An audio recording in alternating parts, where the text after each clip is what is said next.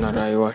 Wai yanzu a ce wannan kuɗin sai ka yi wata wajen 5 baka same su ba kuma aka ba su ma aure ba.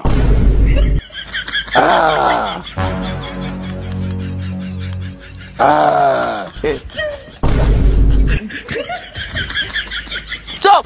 Lalle an taro mata ba aljanni ba ko kai? Tawaru! Almajiran nan, to ni me ma zan yi da su? Banza ka isa.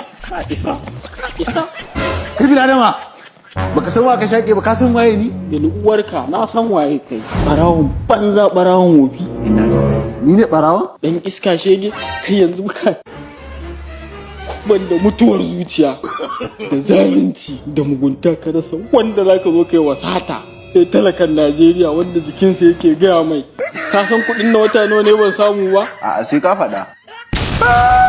Zan rufe mun baki ban kuɗi. Ka san waye ni? Waye kai? Dan sarkin aljanu ne. Ubanka ma ubansa. Ubana ma ubansa. Kwarai kuwa. Uban uwarsa ma ubansa. Inna lillahi. Ba ni kuɗi na. In baro ka a can garga ni zuwa?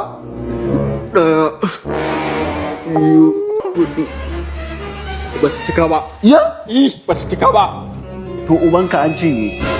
To, ka cinye ko? An cinye. Lalle ba za a yi tashin hankali da. Ban gane za a yi tashin hankali ba. Wallahi. To in ba shari ba kawai ka ce na cinye.